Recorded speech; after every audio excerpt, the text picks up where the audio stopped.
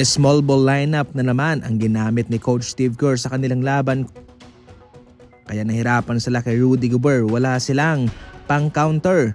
At marami pa nakapansin na hindi nga ho pinalaro sina Will Richard at Seth Curry. Sila'y isinama sa DNP ni Kuminga, mga idol. Sa madaling salita ay hindi po sila pinalaro.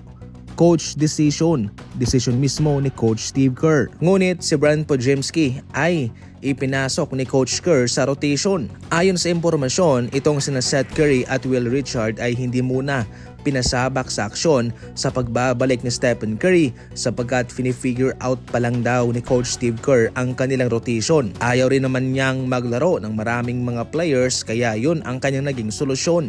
Pero mga idol, marami po ang nakaagaw na pansin sapagkat si Podziemski ay patuloy pong ginagamit ni Coach sa kabila ng marami silang mga gwardya. Pwede naman sana na si Seth Curry muna ang papalaruin o pwede naman na si Will Richard. Pero ayon naman kay Coach Steve Kerr, gustong gusto niya na gamitin si Podziemski. Ito'y marahil mas malaki pa raw ang kanyang impact na siyang naibibigay sa kanyang basketball IQ, sa hustle at sa kanyang kakayahan na kumonekta sa laro at sa kanyang mga kasama. Hindi ito patungkol sa scoring output ni Podziemski na kung tutusin ay mas mababa kumpara sa iba. Para sa inyo mga idol, ano ang komento ninyo patungkol dyan? I-comment lang sa comment section. Draft mismo ng Utah Jazz itong si Keyonte George way back 2023 NBA draft at medyo nag-i-struggle siya sa kanyang mga unang season. Pero ngayon malaki po ang kanyang in-improve. Versus Rockets mga idol, sa season na ito ay meron siyang 0 points, 1 rebounds, 2 assists, and 8 turnovers. Pero pagkatapos ng labang yon, ngayon sa huling 5 laro, siya ay nag-average ng 24 points, 6 assists, and 4 rebounds. Versus Memphis Grizzlies naman, siya ay kumamada ng 39 points sa kanilang pagkapanalo. Sa ngayon malino po itong kagustuhan ng Utah Jazz na mag-focus sa kanya sa susunod na yugto ng kanilang kupunan.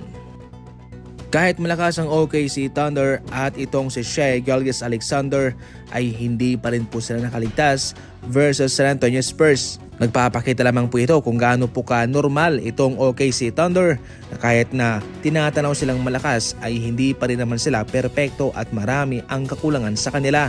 Sa labang iyon ay naging intense ang depensa ng Spurs at yun ho ang naging susi nila kung bakit sila ay nanalo sa labang iyon.